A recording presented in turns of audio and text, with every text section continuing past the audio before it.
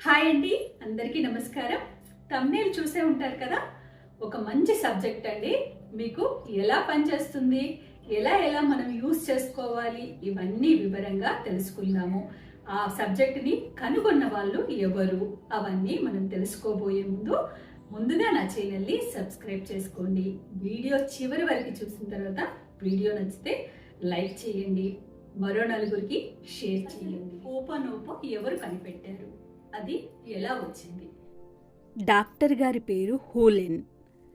అతని ఫోటో ఇక్కడ పెడితే కాపీరైట్ పడుతుందని నేను ఫోటో అనేది పెట్టట్లేదు. అమెరికాలో హవాయ్ అనే ప్లేస్లో మెంటల్ పేషెంట్లకి అతను ఒక డాక్టరు.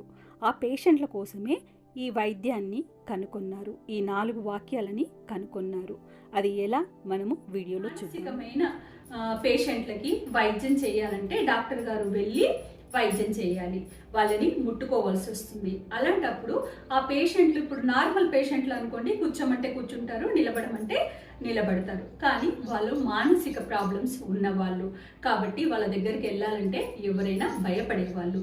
అలాంటప్పుడు వాళ్ళకి ఎలా వైద్యం చేయగలుగుతాము, ఎలా చేయలేకపోతున్నాను, నేను వాళ్ళకి వైద్యం చెయ్యాలి, వాళ్ళు చక్కగా నయం అవ్వాలి, కానీ నేను వాళ్ళని తాకలేకపోతున్నాను, వాళ్ళని ముట్టుకోలేకపోతున్నాను, వాళ్ళ బాధని నేను తీసేయాలి అని ఆ డాక్టర్ గారు గట్టిగా అనుకుని, అతను ఏం చేయలేక అతనికి కూడా తెలియకుండానే ఒక ఫైల్ని అతను ముందు పెట్టుకున్నాడు. ఒక పేషెంట్ ఫైల్ని ముందు పెట్టుకుని అతను అప్పుడు చెప్పిన మాటలు బ్రహ్మాస్త్రంలా పనిచేస్తాయి, ఈ వాక్యాలకి ఇంత బలం ఉందని కనిపెట్టినది ఆ డాక్టర్ గారు అనమాట. I'm sorry, forgive me, thank you, I love you అని చెప్పాడు.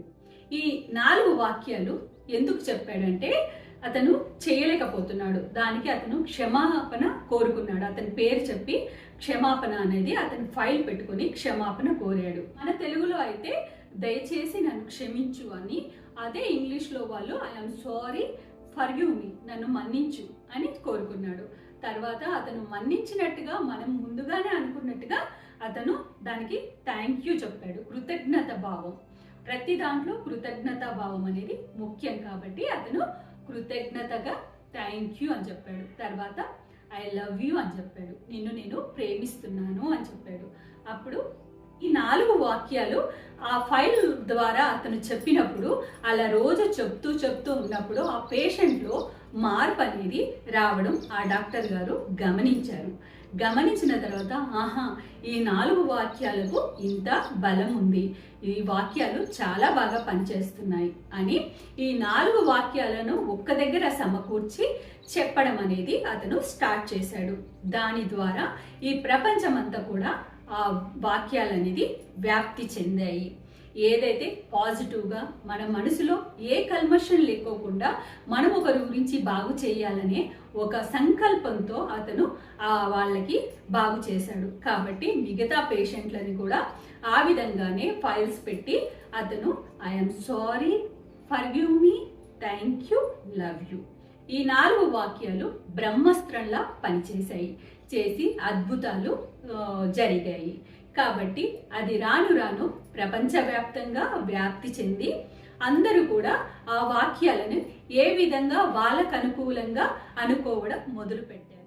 ఒక్కొక్కరిది ఒక్కొక్క సమస్య, ఒకరికి హెల్త్ సమస్య, ఒకరికి మనీ సమస్య, ఒకరికి చదువు సమస్య ఏదైనా పరిష్కారము ఈ 4 వాక్యాలుగా పనిచేస్తున్నాయి. కాబట్టి పరిష్కారంగా ఈ 4 వాక్యాలని మీరు వాడి చూడండి, చాలా అద్భుతంగా పనిచేస్తుంది. కానీ పనిచేసే ముందు నమ్మకం అనేది చాలా ముఖ్యం. నమ్మి ఏది చేసినా అద్భుతంగా జరుగుతుంది. నమ్మకం లేదనుకోండి, ఏది అవ్వదు. మీరు నమ్మినప్పుడు రాయి కూడా దైవంగా మారి అద్భుతాలు ఇస్తుంది. అలాగే మీకు నమ్మకం అనేది ముఖ్యం. నమ్మకపోయినా కించపరచడం మానేయండి. కొందరికి నారాయణ అన్నా కూడా వేరేలాగా వినిపిస్తుంది, కొందరికి వేరేలాగా మాట్లాడినా నారాయణ అన్నట్టు వినిపిస్తుంది. అది మన అభిప్రాయము, మనము వినిపించుకునే మన ధోరణి, మన ఆలోచన. కాబట్టి మన ఆలోచన మంచిదైనప్పుడు అన్నీ మనకి మంచి జరుగుతాయి. ఈ సబ్జెక్ట్లో ముఖ్యంగా మనం చేయాల్సింది ఎదుటి వ్యక్తులకి బాధ కలిగించకూడదు. మన వల్ల ఒకరు బాధపడుతున్నారు అంటే అది మనకు ఆటంకంలాగా ప్రతిదానికి మనకు రిలేషన్ పరంగా, ఆరోగ్యపరంగా, మనీ పరంగా ఇలాంటి అడ్డంకులు అనేవి వస్తాయి. ఎప్పుడు కానీ మనము ఎదుటి వాళ్ళని ఎప్పుడు నొప్పించకూడదు. మనము తెలిసి తెలియక కూడా ఒక్కొక్కసారి అనే ఉంటాము. ఒకరిని బాధ పెట్టాలని మనం కాకపోయినా మనం ఆ మాటల వల్ల ఎవరైనా బాధపడి ఉంటారు. ఆ బాధ మన జీవితానికి ఎంతో పెద్ద ఆటంకాలుగా నిలబడతాయి. మనకి ఎలా పనిచేస్తుంది కాదు, విశ్వం అనేది ఒక్కటే, సూర్యచంద్రులు ఒక్కటే, గాలి ఇవన్నీ మనకు సమానంగా పనిచేస్తున్నాయి. కానీ భాష మాత్రమే వేరు. వాళ్ళకి బాధ కలుగుతుంది, మనకి బాధ కలుగుతుంది. ఆనందం వస్తే వాళ్ళు మనము అందరము ఒక్కలాగానే రియాక్ట్ అవుతాము. కాబట్టి సంతోషాలు, బాధలు, కష్టాలకి ప్రతి మనిషి రియాక్ట్ అయ్యేది ఒక్కలాగే. కాకపోతే భాష మాత్రమే వేరు, భావం అంతా ఒకటే. మన తెలుగులో మనం తప్పు చేశాము, నన్ను మన్నించు, దయచేసి నన్ను క్షమించు, నేను కృతజ్ఞతతో ఉన్నాను అన్నా ఒకటే, I'm sorry, forgive me, thank you, love you అన్న మనము ఏ భాష ఏదైనా భావం అనేది ఒక్కటే. అది ఒకరిని అనాలోచితంగా ఒక మాట అనకూడదు. కాబట్టి వాళ్ళ బాధ మనకి చాలా అడ్డంకులుగా మారుతుంది. ఆ బాధకి మనమే కారణం కాబట్టి మన జీవితంలో అడ్డంకులు అనేవి వస్తాయి. అది రిలేషన్ లాగా కానివ్వండి, మనీ పరంగా కానివ్వండి, ఆరోగ్యపరంగా కానీ మీకు ఏమన్నా బాధలు ఉన్నాయంటే మీరు ఎప్పుడో ఒకప్పుడు ఎవరికో ఒకరికి మనసు నొప్పించి ఉంటారు, ఏదైనా బాధ చేసి ఉంటారు. మీ ఇంట్లో వాళ్ళనైనా కూడా, బయట వాళ్ళనైనా కూడా మనం అనాలోచితంగా మనం బాధ పెట్టాలని కాదండి. మన ఫ్రెండ్ అనేసి మనం సపోజ్ నువ్వెంత లావ్ అయ్యావు అని చిన్న మాట మనము అనుకుంటాము. లావ్ అయ్యావు, కొంచెం సన్నం అవ్వు, అలా కూడా మనము అనకూడదు. ఎందుకంటే ఎవరి జీవితం వాళ్ళదే. కాబట్టి వాళ్ళు సన్నగా ఉండని, లావుగా ఉండని, నల్లగా ఉండని, తెల్లగా ఉండని ఎవరిని కానీ మనము కించపరచకూడదు. మనిషిని మనిషిలాగా ప్రేమించు. మనసు అనేది చాలా ముఖ్యం. కాబట్టి వాళ్ళు అలా ఉన్నారు, వీళ్ళు ఇలా ఉన్నారు ఎప్పుడు కానీ మనము ఎవరిని వేలెత్తి చూపించకూడదు, తప్పుగా భావించకూడదు, తప్పుగా మాట్లాడకూడదు. వాళ్ళు ఎలాగన్నా ఉండని మనం చిరునవ్వుతో పలకరించాలి. ప్రతి మనిషిని చిరునవ్వులతో పలకరించాలి. మనం ఎలా ఉన్నాము అన్నదే మన ముఖ్యం. కానీ మన పట్ల వేరే వాళ్ళు దురుసుగా ప్రవర్తించినా మనం అలా ప్రవర్తించకూడదు. ఎందుకంటే ఆ పాప పుణ్యాలు అనేది వాళ్ళకి కర్మలు అనేవి అంటుకుంటాయి. మన పరంగా ఎప్పుడు నిర్మలంగా మనసుని ఉంచుకోవాలి. మనసు నిర్మలంగా ఉందంటే అన్నీ బాగుంటాయి. మనకు వచ్చే ఇబ్బందులు అన్నీ పక్కకి తొలగిపోతాయి. ఎప్పుడు కానీ మన మనసుని చాలా నిర్మలంగా పెట్టుకోవాలి. మీకు తెలిసి తెలియకుండా ఎవరినన్నా బాధ పెట్టినప్పుడు మీరు I'm sorry, forgive me, thank you, love you అని చెప్పాలి. ఇవి 4 వాక్యాలు మీకు చాలా బాగా పనిచేస్తాయి. అందరి పట్ల ప్రేమతత్వం ఉండాలి.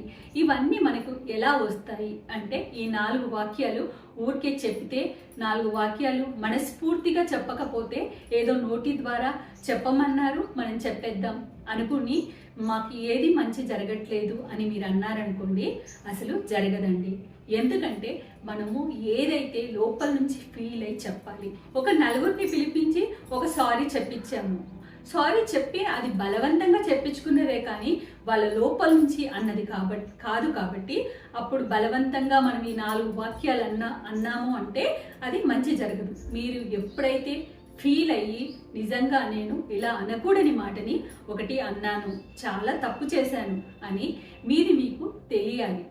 మనము తెలిసి తెలియక ఎవరినన్నా బాధ పెట్టి ఉంటామనుకోండి, అప్పుడు ఏం చేయాలి అంటే మనము ఎర్లీ మార్నింగ్ లేచి ధ్యానంలో కూర్చుంటాం కదా, ధ్యానంలో కూర్చున్నప్పుడు ఇది చిన్ముద్ర వేసుకున్నప్పుడు ఎవరి మొహం అయితే ఎవరినైతే మనం బాధ పెట్టామని, ఇప్పుడు బాధ పెట్టలేదు నేను ఎవరిని అని, ఎవరికి వాళ్ళు నేనే మంచోడిని అని అనుకుంటారు. ఈ మనిషి తత్వం, ప్రతి ఒక్కరి తత్వం అదే.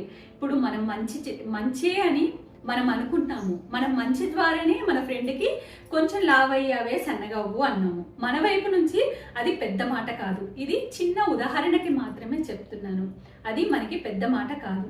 కానీ వాళ్ళకి అనిపిస్తూ ఉంటుంది కదా, నేను మొదలే ఇంత లావుగా ఉన్నాను, నన్ను ఇంకొకరు ఇలా అన్నారు అంటే వాళ్ళు లోపల నుంచి ఎక్కడో ఒక దగ్గర చిన్న బాధపడతారు. ఆ బాధకి కారణం ఎవరు? మనమే కదా.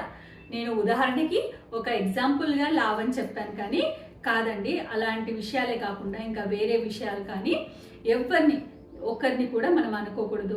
ఎక్కడో పుట్టిన హస్బెండ్, ఎక్కడో పుట్టిన ఆవిడ ఇద్దరు హస్బెండ్ వైఫ్ అయ్యారు అంటే ఈ ప్రపంచంలో భగవంతుడు వాళ్ళని కలిపాడని అర్థం. అలాంటి వాళ్ళని కూడా కొంతమంది నేను అంటుంటే చాలా విన్నాను. వాళ్ళిద్దరూ వెళ్తుంటే వాళ్ళిద్దరు అస్సలు బాగాలేదని, వాళ్ళ జోడీ బాగాలేదని, వాళ్ళు ఇలా ఉంటారని అలా ఎప్పుడూ అనకూడదు. ఆ అన్న మాటలు మీకే చెడు చేస్తాయి, వాళ్ళకి అస్సలు కాదు. ఎందుకంటే ఎవరు ఎలా ఉన్నా వాళ్ళని వాళ్ళ దారిలో వదిలేయాలి, అంతేకాని మనం ఇలా చెడుగా ఒకరి గురించి మాట్లాడకూడదు ఎప్పుడు. కానీ ఆ భగవంతుడి కంటే మనము ఎక్కువ కాదు. మనము చేతనవుతే ఒకరికి మంచి చేయాలి, చెడు మాత్రం ఎప్పుడు చేయకూడదు. ఎవరికి చెడు చేసినవే మనకి తప్పుడుగా జరుగుతుంటాయి. మీరు అనుకోవచ్చు, ఎవరు చెడు చేయట్లేదా, ప్రపంచంలో ఎంతో మంది చెడు చేసిన వాళ్ళు అద్భుతంగా ఇప్పుడు ఉన్నారు అని మీకు అనిపించవచ్చు. కాకపోతే వాళ్ళు ఈరోజు అద్భుతంగా ఉన్న చివరి దశ వరకు కర్మలు అనేవి ఉంటాయి.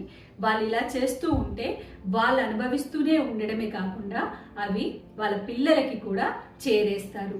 కాబట్టి ఎప్పుడు కానీ మన కర్మల్ని మనమే అనుభవించాలి. కాబట్టి మన కర్మల్ని తొలగించుకోవడానికి మనము మంచి మార్గంలో వెళ్ళాలి. మన పిల్లలకి కూడా మంచిని నేర్పించాలి. ఎప్పుడు కానీ ఒకరిని మోసం చేయడం అలాంటివి అస్సలు చేయకూడదు. ఇంతకుముందు ఏమైనా చేసినవి ఉంటే ఆ ప్రభావం వల్ల మీ ఇంట్లో ఏదైనా ప్రాబ్లమ్స్ వస్తున్నాయా అన్నది మీరు గమనించుకుని, మీరు ఉదయము ధ్యానం చేయాలి అనుకున్నప్పుడు నేను తప్పు చేశానా, ఎవరినైనా నేను బాధ పెట్టానా అని కళ్ళు మూసుకుని మీరు గమనిస్తే ఎవరి మొహం అయితే మీ ముందు కనిపిస్తుందో అది తప్పకుండా మీరు తప్పు చేసే ఉంటారు. అలా అనకూడదు. క్షమించండి, నన్ను క్షమించు, I'm sorry, forgive me, thank you, love you. I'm sorry అని దానికి, తప్పు చేసిన దానికి సారీ చెప్పాలి. ఫర్గివ్ మీ అంటే నేను చేసిన తప్పుని నన్ను క్షమించు అని ఒప్పుకోవాలి. థ్యాంక్ యూ ఎందుకు చెప్తున్నామంటే నువ్వు క్షమించినందుకు మనమే ఇప్పుడు వాళ్ళు ఎదుటి వాళ్ళు వచ్చి మనకు చెప్పట్లేదు కదా నేను క్షమించాను అని, వాళ్ళు క్షమించినట్టుగా భావన చేసి మనం థ్యాంక్ యూ అని చెప్పాలి. థ్యాంక్ యూ చెప్పిన తర్వాత ఐ లవ్ యూ అని చెప్పాలి. మనం ఐ లవ్ యూ అంటే ప్రతిదాన్ని ప్రేమించే గుణం ఉండాలి. మన మనసు అనేది ప్రేమతత్వంతో ఉండాలి. ఇక్కడ అనాహత చక్రం ఉంటుంది. ఈ అనాహత చక్రంలో ఎప్పుడూ దీపం అనేది వెలుగుతూ ఉండాలి. ఆ దీపం ఎప్పుడు వెలుగుతూ ఉండడం అంటే మనం ఎప్పుడు సంతోషంగా ఉన్నాము, ఆనందంగా ఉన్నాము, అద్భుతంగా ఉన్నాము, ఒకరి పట్ల ఈర్ష్య ద్వేషాలతో లేము, ఆనందంగా ఉన్నాము. ప్రతిదాన్ని ఆనందంగా చూసినప్పుడు మనకు ఆనందం 100 రెట్లు రెట్టింపు అవుతుంది. ఎప్పుడు కానీ ఒకరిని మనం సంతోష పెట్టామంటే మనకు 1000 రెట్లుగా మనం సంతోషపడతాము. ఒకరిని ఆనంద పెడితే మనం ఆనందంగా ఉంటాము. ఒకరికి సాయం చేస్తే ఆ పరమాత్ముడు మనకు 10 చేతులతో సాయం చేస్తాడు. కాబట్టి మనం ఎప్పుడు మంచి మార్గంలో వెళ్ళాలి. ఇంతకుముందు కూడా చెప్పాను కదా, భగవంతుడు మనం ఏది ఇస్తామో అదే మనకు తిరిగి వస్తుంది. కాబట్టి మీరు ఒకరికి మోసం చేస్తారంటే మీకు మోసమే జరుగుతుంది. ఒకరిని బాధ పెట్టారంటే మీకు అదే జరుగుతుంది. కాబట్టి ఎప్పుడు కానీ మనము అలాంటి మార్గంలో వెళ్ళకూడదు. ఎదుటి వ్యక్తులు ఎలా ఉన్నారన్నది మన సబ్జెక్ట్లో వదిలేసేయాలి.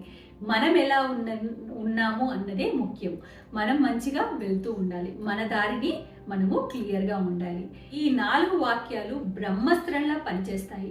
ఎలా ఉపయోగించుకోవాలి, ఏ విధంగా ఉపయోగించుకోవాలో, ఎన్ని సమస్యలకైనా ఎలా ఉపయోగించుకోవాలి, ఏ విధంగా ఉపయోగించుకుంటే మన జీవితానికి ఇంకా మంచిగా ఉంటుందో ఇవన్నీ మనం రాబోయే వీడియోలో తెలుసుకుందాము. ఈ రోజుకి మీరు ఎవరికన్నా తప్పు చేసి ఉంటే తప్పకుండా I'm sorry, forgive me, thank you, love you అని చెప్పండి. ఈ 4 వాక్యాలు మీరు చెప్పి చూడండి. ఎవరికైనా వాళ్ళు ఉండక్కర్లేదు మీ పక్కన, మీరు ఉట్టి వాళ్ళ పేరు తలుచుకుని మీరు ఇలా చెప్పి చూడండి, మీకు ఎంతో ఆనందం అని అనిపిస్తుంది. అది ఎవరు చెప్తారో వాళ్ళకే భావన అనేది తెలుస్తుంది. ఇది ఏం తెలియట్లేదు అంటే మీరు లోపల నుంచి భావన చేసి చెప్పట్లేదు. కొందరు ఎలా చెప్తారు తెలుసా, సారీ అంటే వాళ్ళకి చెప్పాలని ఉండదు. చెప్పాం కదా, ఒక సారీ పడేసానులే అని సారీ అలా అంటారు. అది అస్సలు మంచి పద్ధతి కాదు. మనస్ఫూర్తిగా చెప్పాలి. ఏదైనా భగవంతుడికైనా కూడా నమస్కారం మనస్ఫూర్తిగా ఎలా భగవంతుడికి చెప్తున్నామో అలా ఒకరి పట్ల మనం తప్పు చేసినప్పుడు I'm sorry, forgive me, thank you, love you ఇలా మనము చెప్పినప్పుడు ఈ విశ్వం మొత్తము మనకు సహకరిస్తుంది. ఎప్పుడైతే నువ్వు తప్పులు చేసి ఎవరు మనల్ని చూడట్లేదని మీరు తప్పు చేసినా, ఏ ఫలితాలు చేసినా, ఎవరిని బాధ పెట్టినా ఈ పంచభూతాలు ఎప్పుడు మనల్ని వదిలిపెట్టవు అన్నది మీరు గమనించి మీరు ఎవరి పట్ల అయినా కూడా ప్రేమతో సంతోషంతో మాట్లాడండి. జీవితం చాలా చిన్నది కాబట్టి ఈ చిన్న జీవితంలో అందరితో సంతోషంగా ఉండడానికి ఆలోచించండి. మీరేమంటారు? మరో మంచి వీడియోతో మీ ముందుకు వస్తాను. థ్యాంక్ యూ అండి.